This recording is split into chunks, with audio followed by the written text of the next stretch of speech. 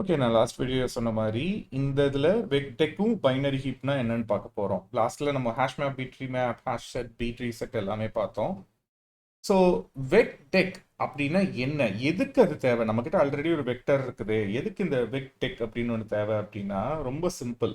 நான் முன்னாடியே சொல்லியிருப்பேன், ஒரு அரே ஆர் வெக்டர்னு எடுத்துக்கிட்டிங்கன்னா அந்த எலமெண்ட்ஸை நீங்கள் மிடில் ஆர் பிகினிங்லேருந்து ரிமூவ் பண்ணுறப்போ அது ரொம்ப டைம் கன்சியூமிங்காக இருக்கும். ஏன்னா அதை சுற்றி இருக்கிற எலமெண்ட்ஸ் எல்லாமே ஒரு இண்டெக்ஸாக லெஃப்ட் சைடு ஷிஃப்ட் ஆகும். இப்போ சே ஃபார் எக்ஸாம்பிள் நான் இப்போ 1 2 3 4 5 6ன்னு வச்சுருக்கேன்னு எடுத்துக்கோங்களேன். நான் இப்போ இந்த எலமெண்ட் நம்பர் 1 ரிமூவ் பண்ணணும்னா நான் இந்த எலமெண்ட்டை மட்டும் ரிமூவ் பண்ணால் பத்தாது, இதை எல்லாமே ஒரு இண்டெக்ஸை நான் லெஃப்ட் சைடில் ஷிஃப்ட் பண்ணணும். அப்போ 5 எலமெண்ட் இருக்குதுன்னா அந்த 5 எலமெண்ட்டும் ஒரு இண்டெக்ஸாக ஷிஃப்ட் ஆகணும். அப்போ என்ன ஆகும்? டைம் காம்ப்ளெக்சிட்டி வந்து O of n கொடுக்குமா? n is just a generalized number for the number of elements that is after the element that is being deleted. கரெக்டுங்களா? அப்போ 5 எலமெண்ட்டுமே லெஃப்ட் போகுங்கிறப்போ நமக்கு 5 தடவை அந்த ரெக்குவயர்மெண்ட் தேவைப்படும். 15 எலமெண்ட்னா 15 எலமெண்ட், 1,00,000 எலமெண்ட்னா 1,00,000 எலமெண்ட். உங்களுக்கு ஒரு ஐடியா கிடைக்கும்னு நினைக்கிறேன் ஏன் அது ரொம்ப இதுன்னு. சரி, நம்ம ஒரு கோட் எக்ஸாம்பிளே பார்ப்போமே. நம்ம ஒரு லார்ஜ் அரே எடுத்துப்போம். ஆக்சுவலாக வெக்டர் அரே இல்லை, வெக்டர். ஒரு லார்ஜ் வெக்டர்னு சொல்லிட்டு, பை த வே இது ஒரு ஹேண்டி நொட்டேஷன். உங்களுக்கு வந்து நம்பர் ஆஃப் எலமெண்ட்ஸ் வந்து உங்களுக்கு முன்கூட்டியே தெரியும், பட் அது எல்லாமே நீங்கள் வந்து ஒரு டிஃபால்ட் வேல்யூவை நீங்கள் ப்ரொவைட் பண்ணணும்னா நீங்கள் அந்த டிஃபால்ட் வேல்யூவை ஃபஸ்ட்டு கொடுத்துட்டு ஃபாலோடு பை கோலன் கொடுத்துட்டு அதுக்கப்புறம் நீங்க எவ்வளவு நம்பர் ஆஃப் எலமெண்ட்ஸ் அதுல வேணும், பை த வே செமிகோலன், கோலன்ல மை பேட், இட்ஸ் செமிகோலன். அதுக்கப்புறம் நம்பர் ஆஃப் எலமெண்ட்ஸ் எவ்வளவு வேணுங்கிறது நீங்க சொல்லலாம். ஸோ நான் இங்க 1,00,000 எலமெண்ட்ஸ் கொடுக்குறேன். இன்னொன்னு நீங்க நோட் பண்ணியிருப்பீங்க, நான் இங்க நடுவில் அண்டர்ஸ்கோர் எது கொடுக்குறேன்னா உங்களுக்கு அந்த நோட்டேஷன் புரியணுங்கிறதுக்காக தான். இந்த அண்டர்ஸ்கோர் வேணுங்கிறதே அவசியம் இல்லை, ஒரு என்ன சொல்றது, ஒரு பார்க்கும்போது நமக்கு இது 1 மில்லியன் டக்குன்னு தெரியுங்கிறதுக்காக இந்த அண்டர்ஸ்கோர் யூஸ் பண்ணலாம். நம்ம நம்பர் சிஸ்டத்துலலாம் நம்ம கமா யூஸ் பண்ணியிருப்போம், ஞாபகம் இருக்குங்களா? அந்த கமா வந்து இதுல யூஸ் பண்ணா சின்டாக்ஸ் எரர் வரும். அதுக்காக தான் நம்ம இங்கே அண்டர்ஸ்கோர் யூஸ் பண்ணுறோம். சரிங்களா? ஸோ 1 மில்லியன் எலமெண்ட்ஸ் இதுக்குள்ளே இருக்குது. இப்போது நான் என்ன பண்ணுறேன், மியூட்டேட் பண்ணுறேன். இந்த இந்த எலமெண்ட் இருக்கிற வெக்டரை நான் ஒரு எலமெண்ட்டாக ஃபர்ஸ்ட் இருக்கிறத நான் ரிமூவ் பண்ணுறேன். அப்போ என்ன ஆகும்னு யோசிச்சு பாருங்க. நான் ஃபர்ஸ்ட் இண்டெக்ஸ் ரிமூவ் பண்ணால் அந்த 999,999 எலமெண்ட்ஸும் ஒரு இண்டெக்ஸாக லெஃப்ட் சைட் ஷிஃப்ட் ஆகும். அதுக்கப்புறம் டிலீட் பண்ணா 999,998 எலிமெண்ட்ஸ் லெஃப்ட் சைட் ஷிஃப்ட் ஆகும். அது எப்படி இட்ரேட் பண்ணலாங்கிறத சும்மா சொல்றேனே. ஒரு நம்ம சி லூப்லலாம் பார்த்தீங்கன்னா இந்த மாதிரி தான் ஒரு நார்மலாக லூப் எழுதுவோம். இப்போ for example index is equal to 0, index is less than நம்ம அந்த 1 மில்லியன் நம்பர் எழுதுவோம்.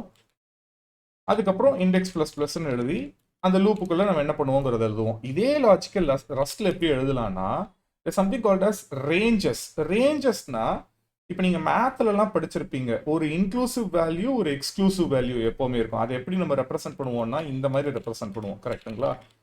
நீங்கள் மேத்ஸ் யாராவது பார்த்துருந்தீங்கன்னா உங்களுக்கு தெரியும். இந்த இன்க்ளூசிவ்ங்கிறது ஸ்கொயர் பிரேசஸ் யூஸ் பண்ணுவோம், எக்ஸ்க்ளூசிவ்ங்கிறது பெராந்தசிஸ் யூஸ் பண்ணுவோம். அதாவது என்ன சொல்கிறோம்னா இப்போ 1,4னா this means we are using 1 2 3 alone.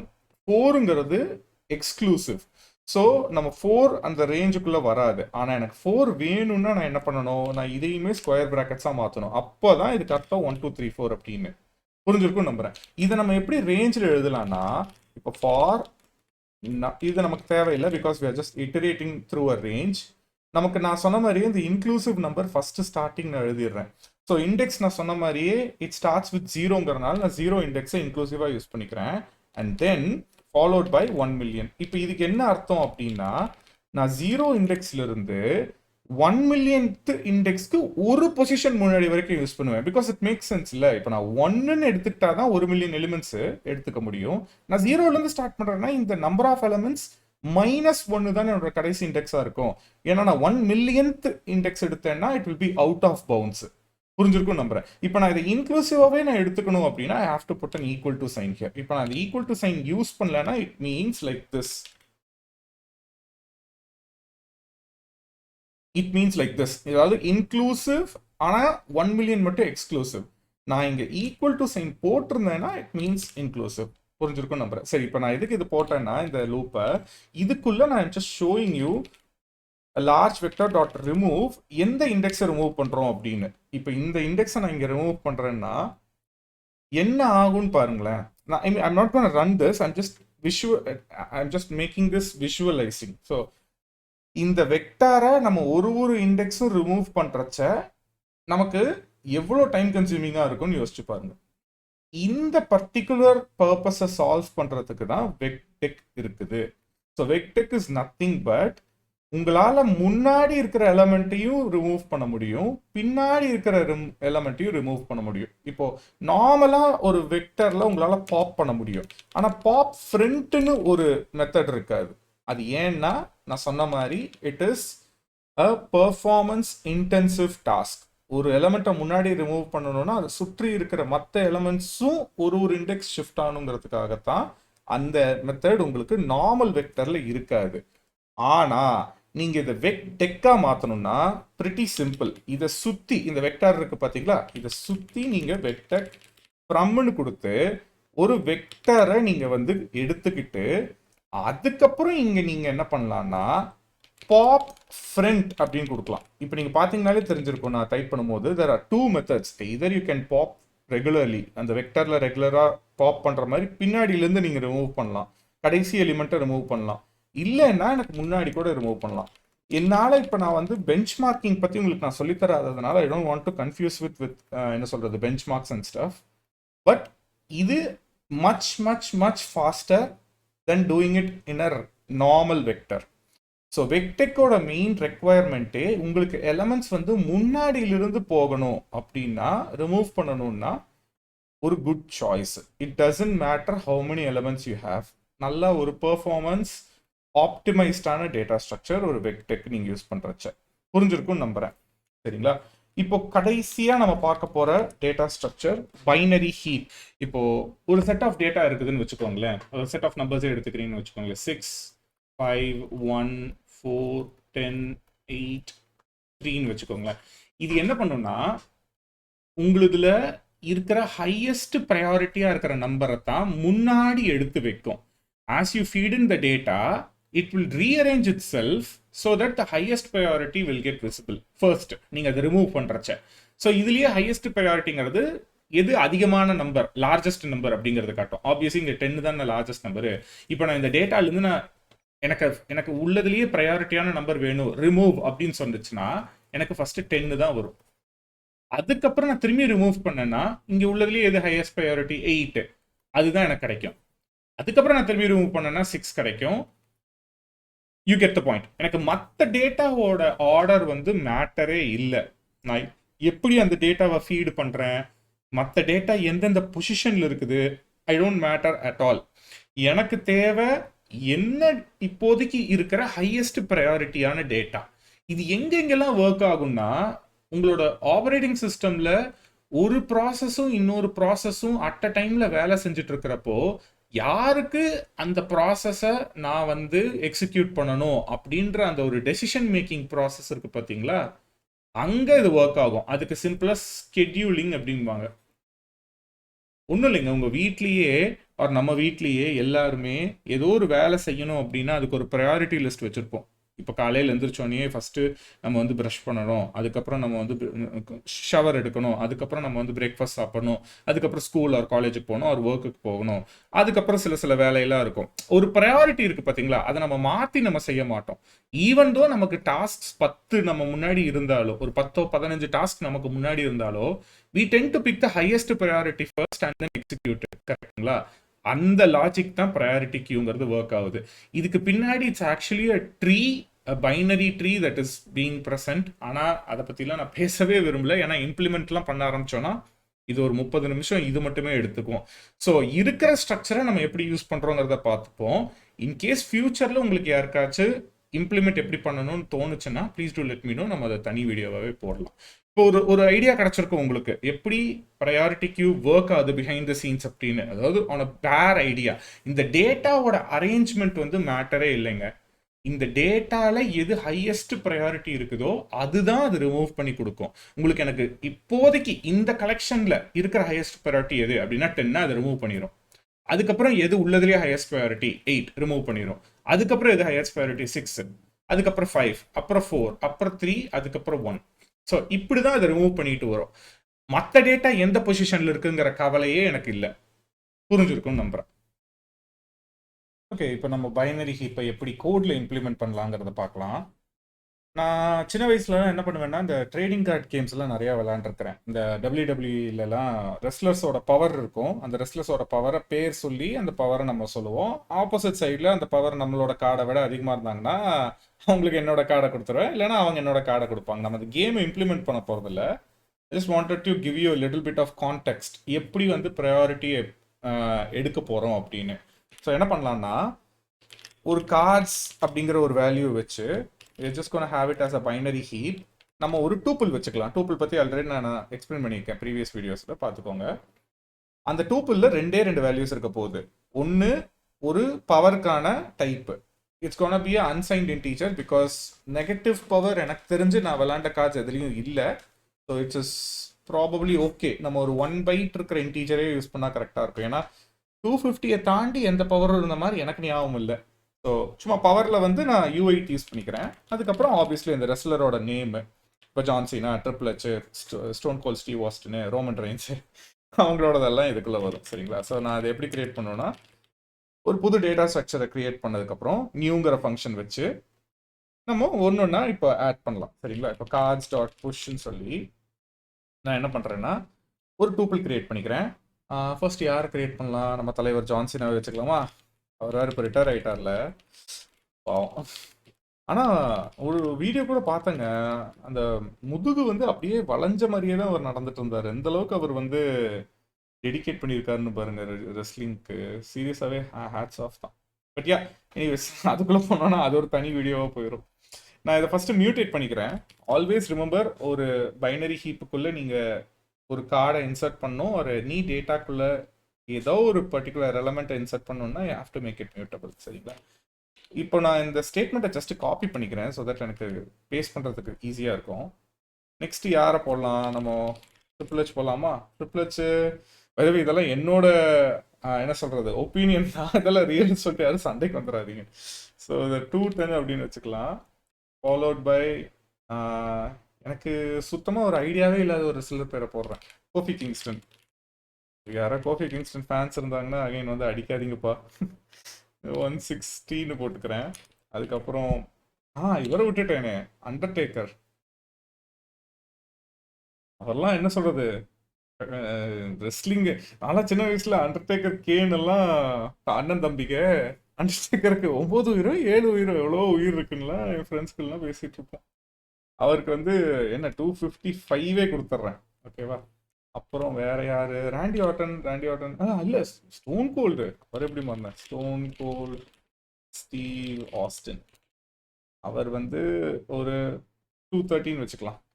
இங்க எல்லாருக்குமே ரொம்ப ஏகபோகமாக நான் இங்கே பவர் கொடுத்துருக்கேன். ஸோ நான் கம்மியான பவர்ஸ் இருக்கிற ரெஸ்லர்ஸ் நான் இங்கே ஆட் பண்ணுறேன். வேற யார் சொல்லலாம்? ரே மிஸ்டீரியோ. அவருக்கு வந்து ஒரு 190 கொடுப்போம். ஓகேங்களா? ஸோ நான் இதை கொஞ்சம் ஜம்பிள் பண்ணுறேன். 160 வந்து நான் ஃபர்ஸ்ட் வைக்கிறேன். அதுக்கப்புறம் 190 நான் கொஞ்சம் மிடில் வைக்கிறேன். அப்புறம் இது கரெக்டாக இருக்கும்னு நம்புகிறேன். ஸோ இப்போ என்ன பிளான்னா, நான் ஒரு சின்டாக்ஸ் உங்களுக்கு சொல்லி கொடுக்காததுனால I don't want to do it in a more iterative way. இதை கொஞ்சம் நான் ரிப்பிட்டேட்டிவாக காப்பி பேஸ்ட் பண்ணி நான் உங்களுக்கு பிரிண்ட் பண்ணி காட்டுறேன். There is a automated way to do it. ஆட்டோமேட்டட்னா ஒரு லூப் வழியாக பண்ணலாம். பட் நான் அந்த சின்டாக்ஸ் சொல்லி கொடுக்காததுனால உங்களை நான் கன்ஃபியூஸ் பண்ண விரும்பல. ஸோ இப்போ இது எப்படி நம்ம வந்து எடுக்க போகிறோம்? இப்போ எனக்கு என்னென்னா, இதுதான் என்னோட டேட்டா செட்டு. இந்த டேட்டா செட்டில் I want to have the most prioritised card. எனக்கு உள்ளதுலேயே இப்போ ஹையஸ்ட் பவர் கார்டு வேணும். நான் எப்படி எடுக்கிறேன் அப்படின்னா, இருங்க, லெட் மியூட் தேவையில்ல, ஹையஸ்ட் பவர். நல்லா இங்கிலீஷ் படிச்சிருக்கிறடா அப்படின்னு. ஆமா, highest power card is equal to cards dot பாப்னு கொடுக்குறேன். சரிங்களா? இப்போ என்னன்னா, கார்ட்ஸ் டாட் பாப்னு கொடுக்குறச்ச அதே ஆப்ஷன் வேல்யூ தான் வரும். ஏன்னு கேட்டிங்கன்னா, நீங்கள் இந்த பாப் ஃபங்க்ஷன் வந்து உங்களுக்கு அந்த டேட்டா இருக்கா இல்லை இல்லையாங்கிறது தெரியாது. நீங்கள் ஒரு எம்டி ப்ரையாரிட்டி கியூவில் இதை நீங்கள் யூஸ் பண்ணிங்கன்னா ஆப்வியஸாக உங்களுக்கு எந்த எலமெண்ட்டும் வராது தானே. So it will give you an optional value. சரிங்களா? நமக்கு ஆப்வியஸாக தெரியும் இவ்வளோ எலமெண்ட்ஸ் இருக்குது. கண்டிப்பா ஒரு தடவை தான் இங்க பாப் யூஸ் பண்ணியிருக்கிறோம். அதனால நம்ம கிட்ட அந்த கார்டு இருக்க தான் போகுதுன்னு. ஸோ நான் டைரக்டாவே இங்க நான் அன்ராப்ங்கிற ஃபங்க்ஷன் யூஸ் பண்ணிடுறேன். அகெயின் நான் முன்கூட்டியே இருக்கிற வீடியோஸில் சொல்லியிருக்கிறேன். Not safe way to do stuff. இப்போவே எழுதிடுறேன். அது ஏன்னா திரும்பவும் சொல்றேன், நம்ம அடுத்த வாரம் ரொம்ப ரொம்ப டீட்டெயில்டா இந்த ஆப்ஷன்னா என்னன்னு பார்ப்போம். சரிங்களா? இப்போ நான் இதை பிரிண்ட் பண்ணி காட்டுறேன். நம்ம இந்த ரெஸ்லிங்லலாம் வி ஹேவ் தி அண்டர்டேக்கர் அப்படின்னு சொல்லிட்டு ஒருத்தவங்க நரேட் பண்ணுவாங்க பார்த்துருக்கீங்க, அந்த நரேட்டர்லாம் அந்த மாதிரி நம்ம பிரிண்ட் பண்ணி சொல்லலாம். வி ஹேவ் அப்படின்னு சொல்லிட்டு அந்த பேர் சொல்லிடலாம். அதுக்கப்புறம் வெயிங் 225 பவுண்ட்ஸ் அப்படின்னு சொல்லிட்டுலாம் வருவாங்கல்ல, அந்த மாதிரி வித் பவர் அப்படின்னு கொஞ்சம் கிரிஞ்சா இருந்தா மன்னிச்சுக்கோங்க. பட் எனக்கெல்லாம் சின்ன வயசுலலாம் என்ன சொல்றது, அவ்வளோ ரசிச்சு பார்த்த ஒரு கேம் டபிள்யூடபிள்யூன்னு. ஆனா என்ன அதுக்கப்புறம் நிறைய பேர் மறந்துருச்சு. 2012 வரைக்கும் நான் எல்லா மேட்சஸும் பார்ப்பேன். அந்த 10 ஸ்போர்ட்ஸ், அந்த 10 ஸ்போர்ட்ஸா ஏதோ ஒரு ஸ்போர்ட்ஸ், அதெல்லாம் ஒரு 2 வாரம் கழிச்சு தான் வரும். நான் இப்போ இதை டீஸ்ட்ரக்சர் பண்ணி காட்டுறேன். ஒரு டூப்பில் வந்து எப்படி டீஸ்ட்ரக்சர் பண்ணணும்னு நான் உங்களுக்கு லூப்பில் சொல்லி கொடுத்துருக்கேன். அதே லாஜிக் தாங்க இங்கே அதுவே சொல்லுது பாருங்க. இந்த ஹையஸ்ட் பவர் கார்டுங்கிறது ஒரு டூப்பிள். அதில் வந்து ஒரு வேல்யூ இருக்கும், அதுக்கப்புறம் ஒரு ஸ்ட்ரிங் இருக்கும். ஸோ அதை அப்படியே நான் இங்கே எழுதுறேன். பவர்னு எழுதுறேன், அதுக்கப்புறம் ரெஸ்லர்னு எழுதுறேன். சரிங்களா? இப்போ நான் இதை அப்படியே இங்கே பிரிண்ட் பண்ணி காட்டுறேன். Wrestler and power. ஓகேவா? ரைட், பிரிண்ட் பண்ணி பார்க்கலாம். ஸோ எடுத்தோடனே நான் இதை கொஞ்சம் மினிமைஸ் பண்ணிக்கிறேன். ஸோ தட் உங்களுக்கு கோடும் தெரியும், உங்களுக்கு இந்த பிரிண்ட் என்ன ஆகுதுன்னு தெரியும். உங்களுக்கு இதில் பார்த்தாலே தெரியுது, நமக்கு தலைவர் அண்டர்டேக்கர் தான் ஃபர்ஸ்ட் வந்திருக்காரு. அவர் தான் உள்ளதுலேயே ஹையஸ்ட் பவர் இருக்கிற ரெஸ்லர். ஸோ அவருக்கு தான் ஃபர்ஸ்ட் ப்ரையாரிட்டி இங்கே கொடுக்கப்படுது. ஓகேங்களா? இப்போ நான் தான் முன்னாடியே சொன்ன மாதிரி I'm just going to copy paste this a few times. ஏன்னா இதை நம்ம லூப்லேயே செய்யலாம். I don't want to confuse it with another syntax. அது கரெக்டாக அந்த டாபிக் சொல்லி தர்றப்போ நான் உங்களுக்கு பண்ணுறேன். ஓகேவா? ஸோ நான் கொஞ்சம் என்ன எத்தனை பிளேயர்ஸ் இங்கே இருக்கிறாங்க, 1 2 3 4 5 6. ஸோ நான் இங்கே ஒரு 1 2 3 4 5 6 இப்போ 6 டைம்ஸ் நான் இங்கே பிரிண்ட் பண்ணிட்டேன். இதை ரன் பண்ணி காட்டுறேன். இப்போ என்ன ஆகுதுன்னு நீங்கள் பாருங்களேன், நம்மளோட டேட்டாவோட ஆர்டர் இங்கே மேட்டரே இல்லைங்க. புரியுதுங்களா? எந்த ப்ரையாரிட்டி கடைசியாக இருக்கிறவங்க ஹையஸ்ட்டுங்கிறது தான் இங்கே கணக்கு. ஸோ ஃபர்ஸ்ட் 255 எடுத்ததுக்கப்புறம் இங்கே இருக்கிறவங்க இவங்க ரிமூவ் ஆயிடுவாங்களா? அப்போ என்ன ஆவாங்க, நெக்ஸ்ட் ஹையஸ்ட் இங்கே யாரு, ஜான்சினா. ஸோ அவரை எடுத்துருவோம், அவர் இங்கே ரிமூவ் ஆயிடுவார். அதுக்கப்புறம் இங்கே உள்ளதுலேயே யார் highest, Stone Cold Steve Austin, அவரையும் நம்ம இங்கே எடுத்துருவோம். அதுக்கப்புறம் வேற யார் ஹையஸ்ட், ட்ரிபிள் எச், அவர் எடுத்துருவோம். ஃபாலோட் பை ரே மிஸ்டீரியோ, அதுக்கப்புறம் நம்மளோட கோஃபி கிங்ஸ்டன். சரிங்களா? இப்போ இப்படிதான் நம்மளோட ப்ரையாரிட்டி கியூ ஒர்க் ஆகும். இது ஏன் நமக்கு ரொம்ப இம்பார்ட்டன்ட்னா, ஒரு ஸ்கெடியூலிங் டாஸ்க் எடுத்துக்கிட்டாலும் சரி, இல்லை நமக்கு ஒரு இன்டென்சிவாக இப்போ நீங்கள் ஒரு ஹாஸ்பிட்டல் போறீங்கன்னா ஹாஸ்பிட்டலில் சில ப்ராசஸ் இருக்கும், நீங்கள் உடனே நீங்கள் போய் அட்மிட் ஆக முடியாது. சில ஸ்டேஜஸ் இருக்கும், ஒரு ப்ரோட்டோகால் இருக்கும். எங்கெங்கெல்லாம் ப்ரோட்டோகால் இருக்குதோ அங்கங்கெல்லாம் நீங்கள் இந்த ப்ரையாரிட்டி கியூவை யூஸ் பண்ணலாம். நான் ப்ரையாரிட்டிக்குன்னு சொல்லிட்டு இருக்கேன், பட் ரஸ்ட்ல இங்கே பைனரி ஹீப் அப்படிம்பாங்க. ஸோ இந்த ஸ்ட்ரக்சர் உங்களுக்கு எங்கே ஒரு ப்ரோட்டோகால் தேவைப்படுது, ஒரு ரூல்ஸ் தேவைப்படுது, அந்த இடத்துல உங்களுக்கு ஒரு வெயிட்டேஜ் தேவை. இப்போ 2 ரூலுக்குமே ஒரு வெயிட்டேஜ் தேவை அப்படின்னா எந்த ரூல் ஃபர்ஸ்ட் நீங்க பயன்படுத்தணும் அப்படிங்கிற டைம்ஸ்லலாம் உங்களுக்கு இந்த டேட்டா ஸ்ட்ரக்சர் ரொம்ப ரொம்ப யூஸ் ஆகும். ரைட்? ஸோ நம்ம 4 டேட்டா ஸ்ட்ரக்சர்ஸையும் நம்ம பார்த்துட்டோம் ஒரே வீடியோவில். ஐ மீன் 4ங்கிறேன், இந்த 2 டேட்டா ஸ்ட்ரக்சர்ஸையும் நம்ம இங்கே பார்த்துட்டோம். வெக்டெக்கும் பைனரி ஹீப்பும் நம்ம பார்த்துட்டோம்.